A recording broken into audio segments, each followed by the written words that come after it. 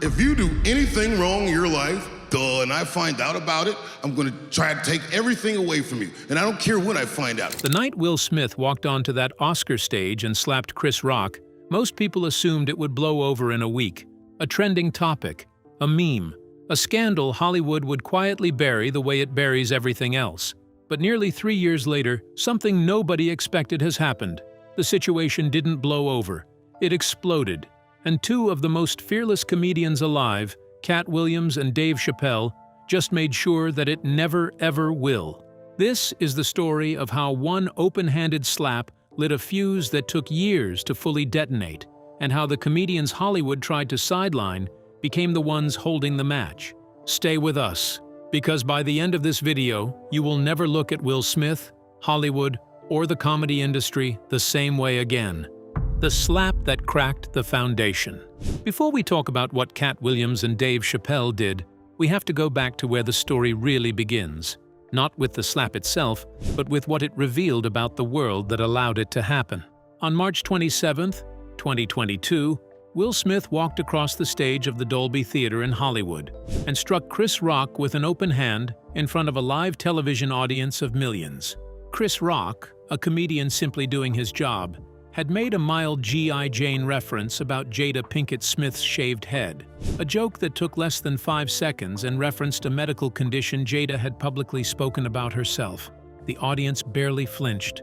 Will Smith laughed. Then something shifted. What happened next defied every unspoken rule of Hollywood, every social contract between celebrities, and every standard of public decency. Will Smith stood up. He walked onto that stage, and he hit a man who was doing nothing more than holding a microphone. The violence was real. The crack of his palm against Chris Rock's face was audible through the theater's sound system. Chris stumbled, visibly stunned, unsure for a moment whether this was a bit or a genuine assault. Within seconds, it became devastatingly clear. This was not a bit. And then, here's where it gets truly insane. Nothing happened. Security didn't intervene. The Academy didn't remove him. No one escorted Will Smith from the building. Instead, less than 40 minutes after committing assault on live television before a worldwide audience, Will Smith stood at that same podium, accepted the Academy Award for Best Actor, and received a standing ovation from the same industry that had just watched him attack one of its own. He wept. He spoke about love and God and Richard Williams. He invoked destiny. The audience clapped. Let that sink in for a moment. Because that moment, that standing ovation, is what transformed a bad night into a cultural catastrophe. Not the slap, the applause. Why comedy couldn't stay silent. Comedians understood immediately what everyone else was still debating. Chris Rock had done nothing wrong. He had done his job, and he had been physically punished for it in front of the entire world, while the institution supposedly dedicated to celebrating cinema rewarded his attacker with its highest honor. The comedy community rallied. Jim Carrey appeared on CBS Mornings and called the standing ovation Hollywood gave Will Smith the most spineless moment he'd ever seen in the industry's history. He stated plainly that you do not have the right to walk onto a stage and strike someone because they said words. Bill Maher observed that alopecia is not a terminal illness and that mocking someone's appearance, especially someone who had publicly discussed the condition, does not justify violence. How are you? Comics across the board drew the same line. Words and violence are not equivalent. Offense and assault are not the same thing. But it was two men in particular, Dave Chappelle and later Katt Williams, who would go furthest in pulling back the curtain on what the slap truly revealed about Will Smith, about Hollywood, and about the rotting infrastructure of celebrity culture in America. Dave Chappelle, the first shot. 5 weeks after the Oscar slap, Dave Chappelle was performing at the Hollywood Bowl as part of Netflix's comedy festival when something terrifying happened. A 23-year-old man named Isaiah Lee rushed the stage armed with a replica gun fitted with a folding knife blade and tackled Chappelle to the ground in front of thousands of spectators. The attack came out of nowhere. Security intervened. Celebrity audience members, including Jamie Foxx and Busta Rhymes, helped subdue the attacker. Chappelle was shaken, but physically uninjured. Now, stop right there. Think about the sequence of events. Will Smith slaps Chris Rock on March 27th. 40 minutes later, he gets a standing ovation. 5 weeks later, someone tackles Dave Chappelle with a weapon at a comedy show. Comedy club owner Danny Zoldan, who runs Stand Up New York, put it into words that cut through every debate. Before the Will Smith incident, there was an invisible fence around comedians. People just didn't breach that fence.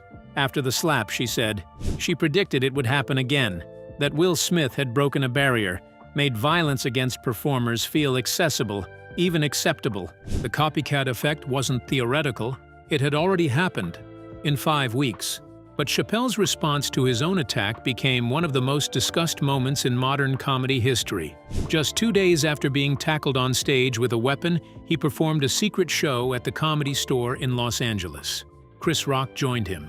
And on that stage, the two men who had both been physically attacked in the span of a month stood together and did the only thing comedians know how to do. They turned it into comedy. Chappelle joked to Chris that at least he got smacked by someone of repute. He himself had been attacked by a guy with leaves in his hair. Chris Rock's response was something else entirely. He said simply that Chappelle had been smacked by the softest person that ever rapped. The line brought the house down, but it was more than a punchline. It was a surgical strike. Chris wasn't calling Will Smith dangerous. He was calling him fake, soft, performative. A man whose tough guy moment at the Oscars was the biggest reveal of the emptiness underneath his carefully crafted image.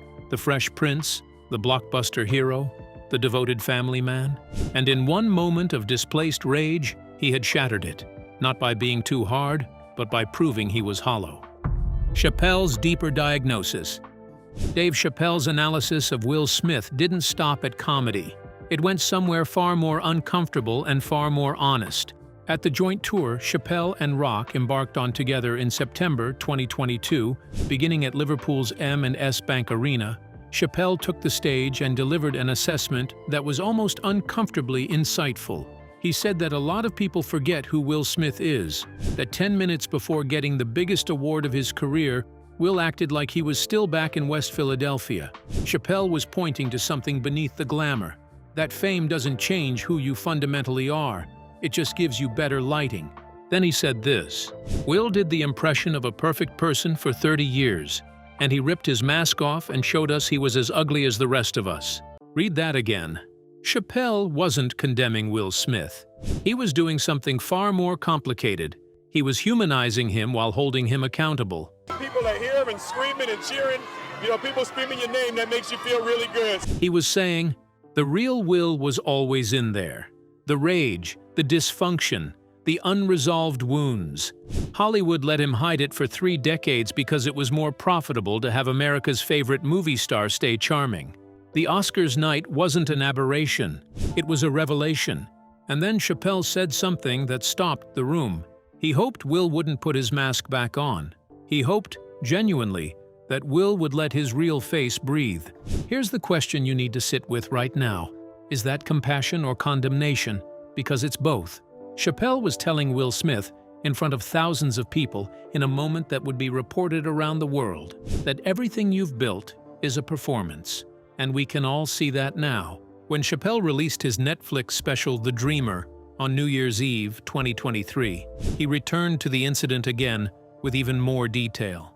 He revealed that he had waited after the Oscars, 30 or 40 minutes, long enough for Chris to get to another party, and then called him on FaceTime. And Chris picked up. He told Chappelle he was the only person he'd answered for. With the entire world watching and Hollywood's most powerful figures flooding his phone, Chris Rock only answered for another comedian. Someone who would understand the violation without making him a spectacle. Someone who had also felt what it was like to be attacked on a stage. Katt Williams arrives, and he brought receipts. If Dave Chappelle was a scalpel, Katt Williams arrived with a flamethrower. For years, Katt Williams had existed outside the Hollywood machine in ways that Will Smith never did. Where Will was industry royalty, box office gold, Academy approved, safe, Katt Williams built his entire career as an outsider. A man who burned bridges on purpose, who said what no one else would say, who was dismissed, written off, and dragged through tabloid humiliation for years before something extraordinary happened. In his landmark interview on Shannon Sharp's Club Shay Shay podcast, Katt Williams didn't just discuss Will Smith. He systematically dismantled the mythology of Hollywood celebrity in a way that connected directly to everything the Oscars slap had already cracked open. He named names. He provided context. He made accusations that were specific, detailed, and delivered with the calm confidence of a man who had been waiting years to be believed. But what made Katt Williams' intervention in the Will Smith saga so devastating was the way he contextualized it within a larger pattern. He wasn't just talking about one bad night. He was describing a system, a Hollywood power structure that protects certain people, silences others, and decides in advance who gets to be a star and what they have to give up in exchange for that status. And Will Smith, in Katt's telling, was not a victim of that system. He was, at various points, one of its most willing participants. The interview became one of the most watched in recent memory for a reason. Katt Williams was saying things that people had whispered about for years, but could never get anyone famous enough to say publicly. He drew a direct line between the carefully managed image Will Smith had maintained for decades and the explosion that happened on that Oscar stage. The mask Chappelle had described, Katt Williams was describing how that mask gets made, who makes it, and what it costs. Here's what you need to ask yourself. If two of the most fearless, unfiltered voices in comedy are saying these things about Will Smith, one with surgical philosophical precision, one with raw documented specificity, what does it tell you about everything Will Smith spent 30 years trying to make you believe? Chris Rock, the full reckoning. By the time Chris Rock stepped onto the stage at Baltimore's Hippodrome Theater on March 4, 2023, for his Netflix live special Selective Outrage, the world had been waiting nearly a year for him to say something. He spent the first 50 minutes of the special not talking about Will Smith at all. He covered woke culture, the Kardashians, Meghan Markle, alopecia itself, almost as if daring the audience to wonder whether he'd even go there. And then, with 10 minutes left, he turned. He started simply. The slap still hurts. He still has Summertime ringing in his ears, a reference to Will Smith's biggest rap hit that transformed Smith's most famous artistic moment into a punchline about ongoing pain. He noted calmly and clearly that Will Smith is significantly bigger than him, that Will played Muhammad Ali in a movie, that Chris played Pookie in New Jack City and a piece of corn in a kid's film. The self-deprecation was precise. He wasn't performing victimhood. He was establishing facts.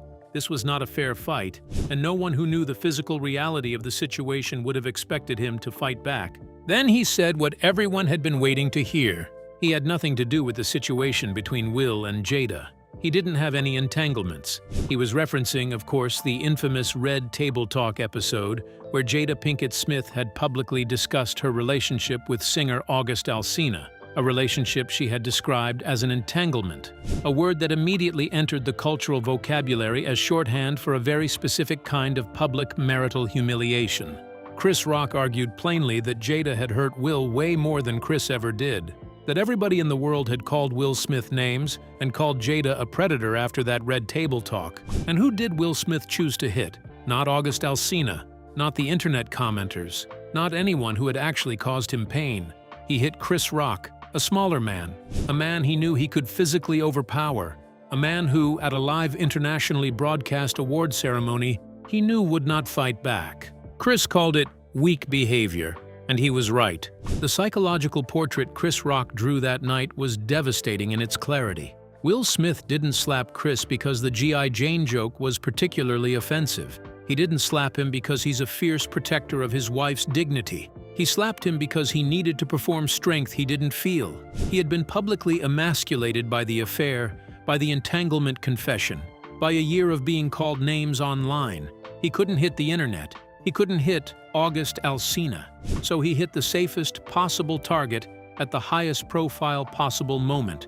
A man who wouldn't hit back in front of cameras that would broadcast his defense of Jada's honor to the entire world. It wasn't chivalry. It was theater. And Chris Rock saw through every frame of it. The invisible fence is gone. Here is something that cannot be said clearly enough. What Will Smith did on Oscar night didn't just damage one comedian. It damaged all of them. Comedy is not a casual profession. It requires vulnerability in front of strangers, the willingness to say things that might fail, might offend, might not land. Comedians operate with an unspoken social contract that has existed for as long as stand-up comedy itself. You might not like what they say, but you do not physically touch them. That's the deal. That's the fence. Will Smith knocked it down. Yeah, you know, you can't buy chemistry, and you can't fake it. You either vibe somebody. And he didn't do it in a back alley or in private. He did it in front of the biggest possible audience, and 40 minutes later, the very industry that should have been horrified gave him a standing ovation and the biggest award in film. What message does that send? What does that teach every unstable, aggrieved person watching from home who has been sitting in the dark, nursing a grudge against someone who made them feel small on a microphone? 5 weeks later, Dave Chappelle was tackled with a weapon. That's what the message sent. Howie Mandel said it bluntly. The slap opened the floodgates. Violence triggers violence, and venues across America had to start rethinking their security protocols in ways they had never needed to before. Barriers between audiences and performers, enhanced screening, measures that fundamentally alter the intimacy and energy of live comedy. And for what? Because one man couldn't manage his pain without using someone else's face as a punching bag.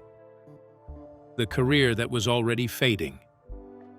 Here's the part that often gets lost in the moral debate. Before the slap, Will Smith's career had already been contracting. The era of the invincible Will Smith box office draw, the man who could open a film based on his name alone, had been quietly ending for years. Films that should have been massive swings had disappointed. The effortless charm that had made him one of the most bankable stars of his generation was not landing the same way in an era of franchises and shared universes and algorithmic streaming. He wasn't struggling, but he wasn't the certainty he once was. King Richard was supposed to be the reset, a performance-driven awards film about a black family's triumph, the kind of prestige project that reminds industry insiders what they always said about Will Smith, that underneath the blockbusters was a genuinely gifted actor who could do serious work. And it worked. He got the nomination. He was on his way to winning. And then he slapped Chris Rock and collected his trophy and gave a tearful speech about love, and the world never really looked at him the same way again.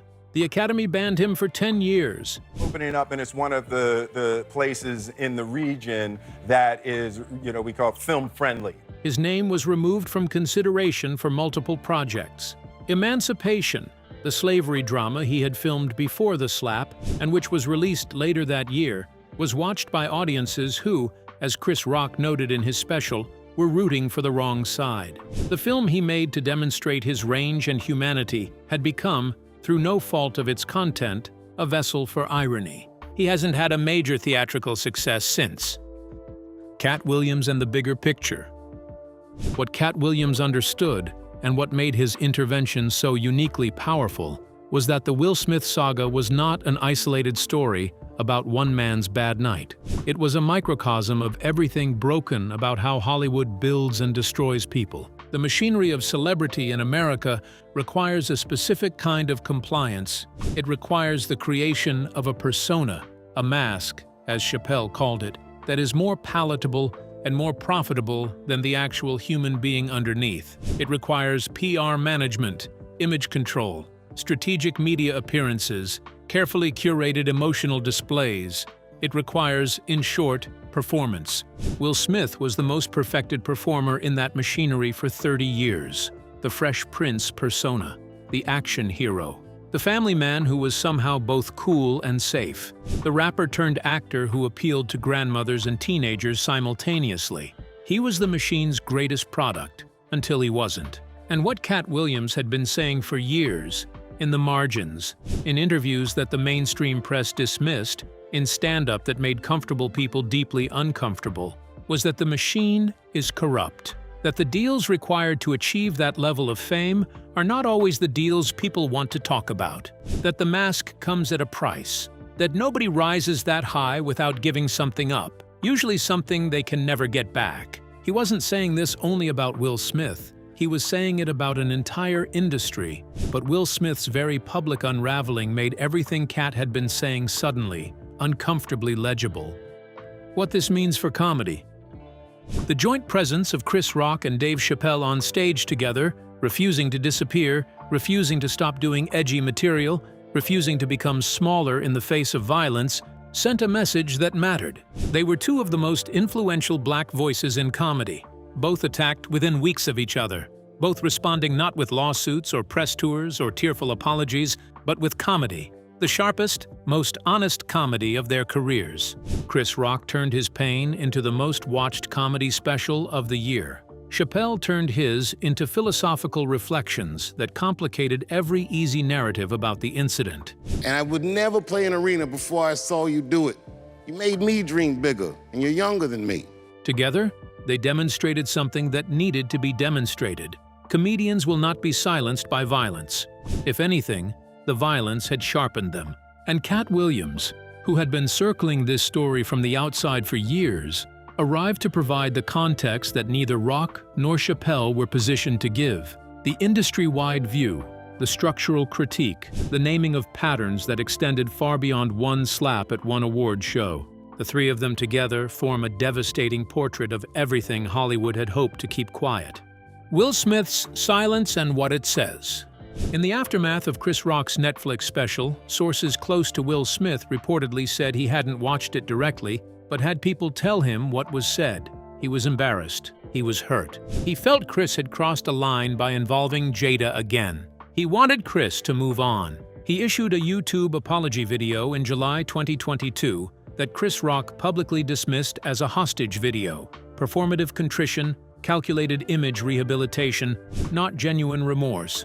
And then, for the most part, Will Smith went quiet. Watching a river, or a beautiful sunset, just something natural, beautifully untouched by man. There is something revealing in that silence. A man truly committed to accountability would have faced it publicly, would have engaged with the substance of what Chris, Chappelle, and Williams said, would have attempted to respond to the psychological portrait that had been painted of him, not to deny it, but to demonstrate growth beyond it. Instead, he went quiet and waited for the cycle to move on. But the cycle didn't move on, because comedy doesn't let things move on when they're still true.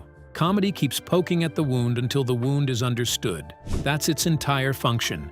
And right now, three comedians, one who was directly assaulted, one who was attacked in the aftermath, and one who has spent his career saying what no one else will say, have collectively made sure that Will Smith's moment of displaced rage is permanently attached to his legacy in ways no PR campaign can dissolve. The legacy question. Here is the question that matters most, and it's one we want you to think about seriously before you leave. What is Will Smith's legacy? Not the Fresh Prince, not Independence Day, not Ali, not King Richard, not the rap career, not the red carpets, not the decades of carefully managed American dream narrative. What is his legacy now? Because right now, in 2024 and beyond, when Will Smith's name comes up in comedy clubs, in entertainment journalism, in casual conversation, what precedes everything else is the slap, the walk across that stage, the sound of an open hand against a face at the Oscars, the standing ovation that followed, the acceptance speech delivered 40 minutes later, the mask that Chappelle described ripping off, the displaced rage that Chris Rock dissected, the structural critique that Katt Williams embedded in a larger indictment of Hollywood itself. That's the legacy. And here is the brutal final irony. Will Smith spent 30 years building an image specifically designed to outlast scandal, to survive controversy, to remain beloved through any storm. He was perhaps the most intentional architect of public persona in modern celebrity history. He understood branding before that word existed in entertainment culture. He lost it in seconds, not because of Chris Rock's joke, not because of Jada's entanglement, not because of alopecia or G.I. Jane or the 2016 Oscars boycott, but because when the pressure built high enough and the pain cut deep enough, Will Smith chose violence and then stood at a podium and asked the world to applaud him for it. Humbled by the reaction to this film. And three comedians, the one he hit, the one he inspired others to attack, and the one who had been warning about all of it for years, refused to let that be the end of the story. The night that changed everything. Let's be honest about something. Will Smith's career isn't technically over. He still has money. He still has connections. He still has a fan base that wants to believe in the Fresh Prince. Hollywood has rehabilitated worse, but something is over.